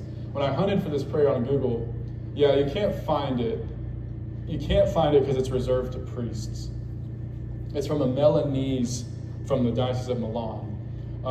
Ritual that's very old. I've used it a couple times, and I know stories of priests have used it. I've had cases where demons have made thunderstorms happen mid-session, and they'll make sure you know it because they'll say something as each thunderstrike happens to make you feel afraid. It just kind of gets annoying because it's just loud. But demons can drive storms. They can drive tempests. They do more often than you think, or they make natural ones worse. But you can't find this prayer because it's reserved to priests only. What I would say is you could ask Jesus to bind any demons of the air that are making storms worse. If you find yourself caught in a bad storm, you should ask Jesus to keep your family safe if you find yourself in this situation. But get your home blessed. That's what I would say. Have your home blessed, and the home blessing does a lot of good for a family, but it also protects the property itself from demonic incursion. I heard Father Ripperger in a YouTube video, I love Father Ripperger by the way, talk about the proper use of demon names. He had mentioned that J.K. Rowling, who wrote Harry Potter, was possessed while she wrote the books so they could help her write them. I've heard that too, that she was trans writing, that she was possessed and she was just writing. That's how she describes it actually. That she used actual demon names as some of the character names in the books. Father Ripperger had said that when you speak a demon's name without rebuking it, you are giving it more power. I'd want a citation for that. Hence, when we do read books with demon names, we're giving them more power. That doesn't follow per se. So my question with this is, could you expound on this some? Also, what's the difference in speaking the names of demons and mentioned in Scripture, like the ones you mentioned that were in the song on Eagle's Wings? All right. So first, on Eagle's Wings is Psalm 91. It's Psalm 91 set to kind of a hokey tune, very sappy. It's not a bad song, I'm just telling you. Psalm 91, aka On Eagle's Wings, it is an exorcism prayer, which is why I think that the musical score for this very popular devotional song is just a little funny to me. Again, not a bad song, but it's an exorcism first and foremost. So if you were possessed and you went to see a priest in the temple before Christ, he'd be praying Psalm 91 over you. Speaking the names of demons, I wouldn't get too worried about this. You shouldn't go around like using them casually all the time. There's not a ton that have been revealed in Scripture. I certainly would never, ever, ever, ever start investigating for yourself into Babylonian or Akkadian or demons mentioned in certain, tomes of witchcraft. Some of that stuff you can find online. Most of it's not real, but you're kind of opening a door by your investigation. You're letting the dark world know that you're interested in them, and they might just take interest in you too. So I wouldn't go around looking them up and talking about them and trying to research them. There's no real good to come from that. Even as a priest, I know it academically. I don't use it though as a reliable source. But I wouldn't get too worried up about it. When it comes to Harry Potter, I just don't know. If you're the parent, you decide if your kids should read it or not. If you think your kids are likely to start trying to practice magic and get too emotionally invested in the story and the characters and stuff, just don't do it. I've heard that exorcists have said that demons have been cast out of children who've read Harry Potter novels, and the names of demons are the same names of the characters in Harry Potter. I just don't know. It's a bit of a wild claim, but it very well could be true. So I'm kind of straddling the fence on this one, I guess I'd say. Another exorcist mentioned he never does exorcisms alone. He has a team of people with him. That's right. Do you have a team? Yes. And how do you know when you need them? For instance, if someone you have been talking to via email wants to come meet with you, you don't automatically have a team there, right? No, not usually. Like, would you see that this person needs an exorcism and then make an appointment, the future with them, have a team with you? Do you have certain people that have training? Or do you just want some beefy men who can help you hold people down?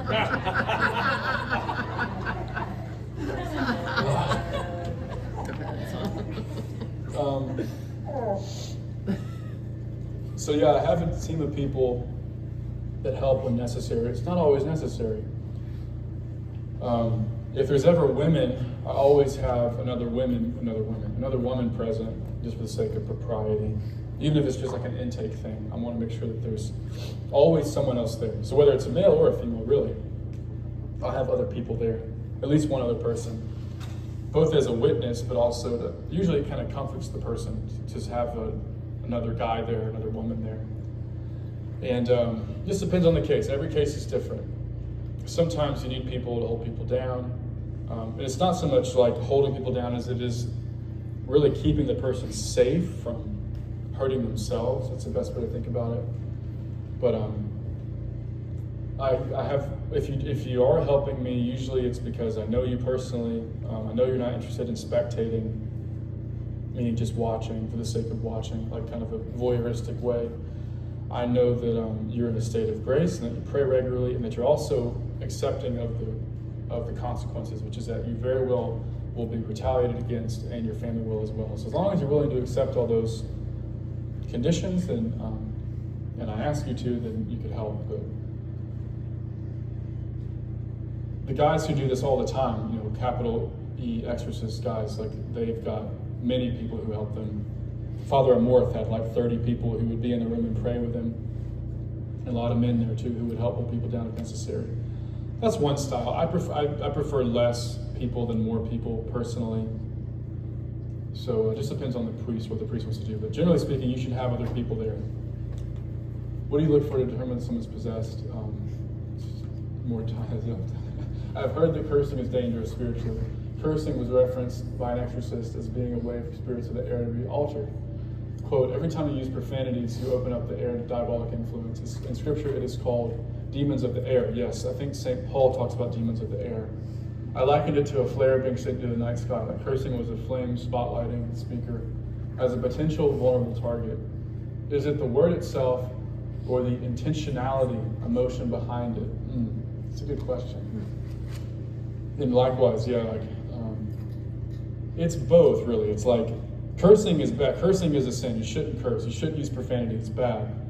As I've said before, no one curses more, cusses more, speaks more irreverently and just nastily than demons do. Good principle of your life is don't do what demons do. So just don't cuss. Words signify reality. Like, we all know that certain curse words are meant to evoke certain reactions inside of you, and also they're meant to call to mind certain objects. I won't go through a list, but you can imagine in a moment in your mind what it is I'm talking about. Therefore, whenever we speak curse words aloud, in a sense, yeah, you are giving demons more dominion over the air. You're especially giving them dominion over your faculty of speech and over your imagination too. And you're just building a really nasty habit. So I just don't recommend it. Well, Yeah. the Orthodox, talk about the demons in the air. Orthodox, explain, they say about the toll houses. Like when someone dies, they have these different toll houses where there's demons before you reach heaven. I know nothing about that. That's sort of like their version of purgatory. I've heard about it. Okay. Yeah, it's like their version of purgatory. They don't think of purgatory like we do. It's that. Can you please clarify whether it is the words themselves, which could vary from language to language? It's the word and its signification. All words signify something. So it's the word and its signification, or is it the intention behind them? That's a bit of a philosophical problem I don't want to get into. Regarding the alleged apparitions of the Garabandal, some believe that the enemy is trying to distract from Mount Fatima. I thought some interesting concerns included the visionaries spoke different languages, were contorted, and were supposed to bring objects that were specified to not be blessed in order to be kissed. Do you think these concerns are true? I don't know how much time I want to spend defending Garabandal in this moment, but yeah, they spoke different languages because Mary would teach them. Here's what's really cool. When Father Andreu died, Father Luis Andreu, he saw the miracle. He was about 30 years old. He went into ecstasy with the girls, got in the car, driving home, and he died like that. And Mary told the girls that when you dig up that man's body, when you dig up Father Andreu's body, the day after the miracle happens, he'll be found incorrupt. Father Andreu, after he died, would later, I don't think he appeared to the girls, but he spoke in locutions to the girls because he was in heaven.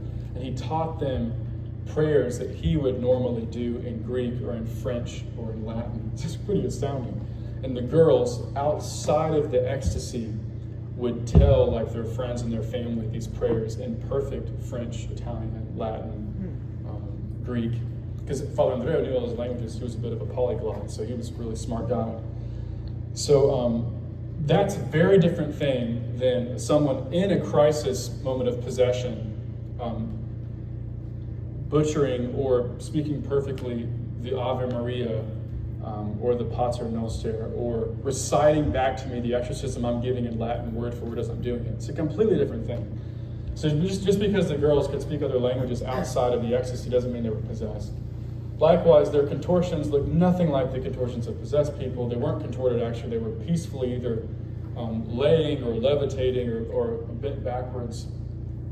It's just people who make this claim that the girls were possessed in Garabandal, they've never seen a possessed person before. That's what I would say in short, speaking out of complete ignorance. In regards to objects being kissed by Mary that were not blessed, there was that one story of when someone brought forth a little compact, which I think would hold makeup or something, and they brought it forward to the girls to be kissed by Mary, because Mary would kiss these objects for people.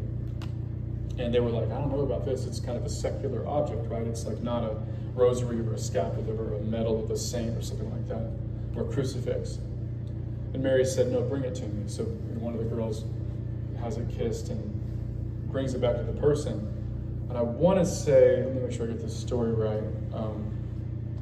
Mary said, that belonged to my son, that compact. And they found out after the fact, I believe, or Mary said it, that compact was used to carry Holy Communion in the Spanish Civil War. So, if anything, that instance, which is always brought up stupidly to discount the apparitions, just further verifies the legitimacy of the apparitions. So, no, I don't think the concerns are true. In the book about Garabandal,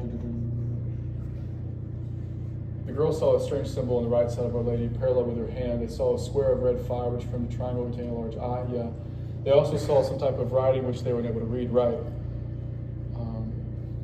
The writing was actually the date that the miracle would occur in October. They found out later because it was written in Latin. They couldn't read Latin. How do you distinguish what they saw as a symbol of God and the evil eye? Okay. The evil eye, just Google it. The evil eye and the eye of God, as classically depicted, are two very different things. Or do we just avoid eyes in general? And what about the eye of providence? That's what the eye of providence, which I believe is what's on the dollar bill. Yeah, so the Freemasons have taken the triangle with God's eye in it, the eye of providence, and kind of co-opted it, but it's originally a Christian symbol. You'll find it all over Europe in all the major cathedrals. Ancient symbol of God looking over his creation. And the girls saw it, I think, in the second or third apparition of Garabandal. It's Mary, St. Michael, and this giant floating eye, which was God's eye looking down upon creation.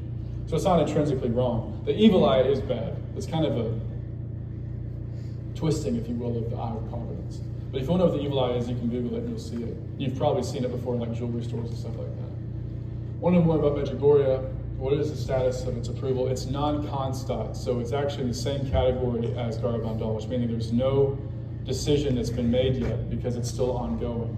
So it's not been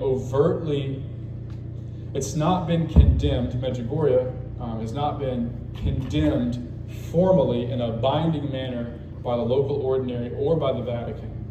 I haven't found it. People will say it's the case, but I just haven't found it. I haven't found the document. And it's because it's still ongoing. There are many indicators about Medjugorje that don't look good, but there's no overt condemnation where they say you cannot go here, all these apparitions are false, all the messages are false, the seers were lying, they were smoking dope, whatever. There's no signs of supernaturality. The Vatican or the ordinary has made that statement. So you can go there. Do you have any warnings against it? I don't quite know enough about it, but I'll be fair and honest to it, which is that it's non-constat. So if you want to look into it, that's fine. If you want to follow the messages, I guess that's fine. I've heard that there are certain aspects of the messages that are not quite in line with the rule of faith, like universalism tends to be espoused that all religions are equal or something like that. That's just not true. But so the thing is, though, you can't, because there's so many reported locutions and apparitions, you can't just take one and then discredit the whole thing. You have to give it an honest assessment if you're just going to be fair. So that's not true. All religions are not equal. There's faith through the church, period, as I said earlier. So if Mary said that, then that was not Mary speaking. So there are many warning signs around Medjugorje, but I just don't know enough. I think that was the last one. It's 2:05. So well, Ashley, you're in charge. So what do you think? It's 2:05. If you want to take a few questions and then we wanted to talk about the trip. Yep. Or So let's do that. So if you have any questions, you can raise your hand. I'm going to pull up this other little advertisement. Taking a trip to some Marian apparition sites next April. Is that right, Ashley? Yes, April Yep. 1st. April the 1st. It's not a joke. We are really going. Very excited about it too. See if I can blow this thing up. You can think about your question as I blow this up the way I have it ready to go.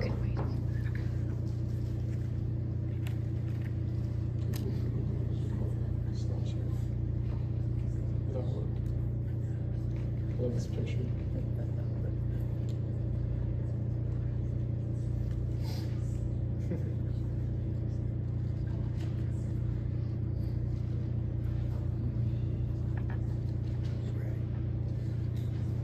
May not function in full screen. Let's see if that works.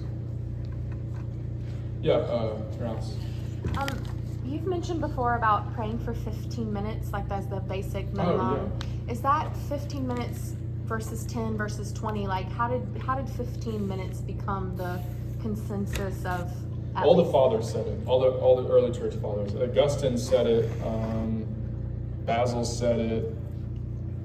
It's the advice given to by the great moral theologians like St. Alphonsus Liguori, 18th century, he's reaffirmed it. Yeah. So was that something that was revealed to them, or was that something that it was just a good practice that they found to be? I think it's just that. I don't think it was anything revealed per se, Okay.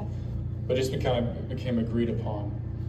That 15 minutes is what you at least owe God every day. As a layperson, as a priest or religious, it's a lot more. But what you find about the 15 minutes is if you start with 15 minutes and you really giving it the old college try, over time you'll come to enjoy it and it will tend to grow. And but you can, I think it should be helpful to have that kind of time mark, because you can rest easy knowing that, okay, in spite of the chaos of life, if I at least can give God 15 minutes a day of real sincere prayer, that's sufficient, which it is. Sounds like Thank you. Yeah, Margaret, sorry, you've been Okay. sitting My on turn. this. Yeah, No, good my- for you. Steve, y'all kind of interrupted me, but Margaret stayed. Well, my That's good. question was about a miraculous medal, the fraudulent miraculous medal. And Yeah. I have received 2 of them in the mail. The difference that you notice immediately is that there is a star above the I am in the back. Yeah, And otherwise, it should not be that way. that's right. But then other features of it are not true to the miraculous medal. These were cast, I understand, by Freemasons in Italy That's that right. started there. Yeah. So are these demonic? Well, they're Freemasonic. I mean, so just like we had this thing with the cursed rosaries that kind of was making its way through Instagram, I think about a year ago, which is a real thing. Satanists will manufacture rosaries that have occult symbolism on them, and they'll make them in large quantities, and they're usually the little cheap plastic ones, and they'll sell them. And they'll throw like 10 in with 100 that are normal. good. Yeah. This is the same thing. So, I'm not saying we should all freak out and throw away all your miraculous medals, but maybe just go and look through your miraculous medals and see. Well, if you get one, what do you do with it? So it's a medal. I would say medals, if you get them hot enough, they'll melt. So you could bring them by, and like I said, I burn things pretty regularly. Oh, okay. So I usually get a pretty good heat going. But if you can't burn it, can't throw it in water, running water, You mean like a like a lake or like a river, really preferably, then again you can bury it somewhere far away. That's what I would do. Yeah, good question. This question's on behalf of my son. He knew I was coming in second. Uh-huh. He wants to know, does God love Satan since Satan is a fallen angel? He knew I was coming in, he wanted to ask you, so I'm asking. It's a deep question. Right, so it's pretty deep. What do you think?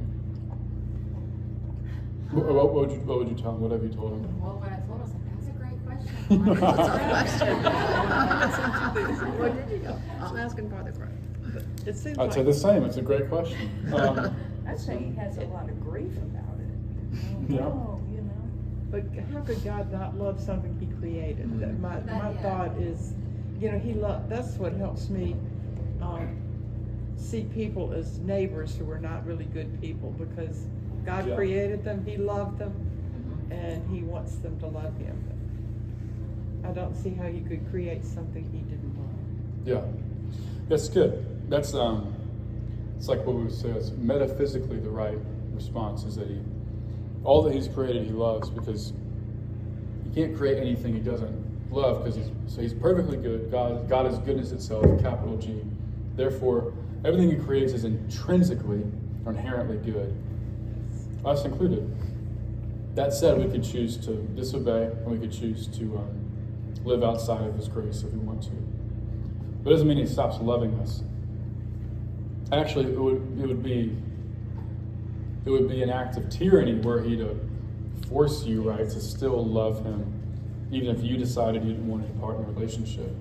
So that same logic applies to us as it applies to the fallen spirits, Satan included. So yes, metaphysically, God still loves Satan and those who are damned. But does it cause him a lot of grief? Yeah, that's one way to say it, you know? Just like you could love a child who's gone astray.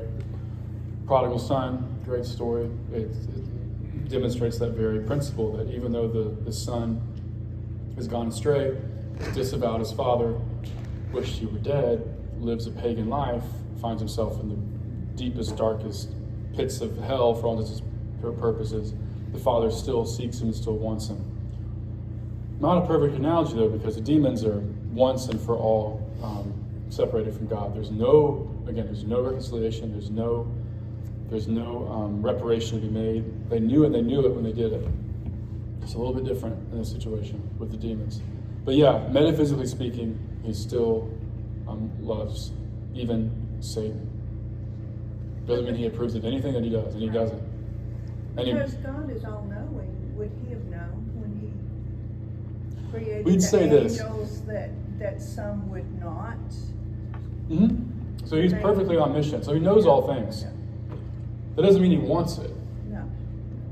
And that's the thing you have to square, is God's omniscience is not his omnipotence. So like, just because God knows something doesn't mean that he wants it to be so, right? You could the analogy I always give is I could be a teacher who gives out a test at the end of the semester, and I could have, this is really me, I could have been like, that kid is always asleep, he never pays attention, he never does his homework, he's got like a 45 in this class, he's gonna fail this class. You know, I know he's gonna fail this test. I don't want him to fail the test. I've tried to literally wake him up and make him participate. Again, this is my history teacher in high school talking to me. But he doesn't care. Sure enough, he doesn't fail, but I give him a 60 just to get rid of him, you know? That was most of my classes in high school. So same thing there. It's like, I know that kid is gonna fail this test. He's a failure of a, yeah. It doesn't mean that I want him to. Yeah. But I've given him the freedom to make the choice. Mm-hmm. In other words, It's the risk of freedom. It's the risk of real love. Is that you accept that the person you've given freedom to can wound you with it. The You risk only of really love creating someone when you let them do that. Humans. Mm-hmm. That's right. Well, can I follow up on that? Okay. It seems like to me, and thinking of meditating this kind of thing, the only really true thing that's totally free in creation is whether you want to love God or not. Everything else you do is influenced by all these different factors. None of them random. Random doesn't really mean anything in physics. It's all foreknown and foreseen by God. God put together the universe in such a way that these things happen this way and play out this way. But you have the choice whether to love Him or not. If you don't, you'll be separated from Him for all eternity. The one human person, I already said it, who's most free? Mary. It's not because she chose between two contraries. It's not because she chose between good and evil. It's like, I could not conceive this Emmanuel. I guess I could. It'd be really good if I did. She didn't do that, you know. She didn't even have She never wanted anything other than to do God's will. That's perfect freedom. And it's like almost, we can't quite conceptualize it because we don't have it, because we're stained by we're wounded by concupiscence, is mine. So yeah, the only free act really is to love God.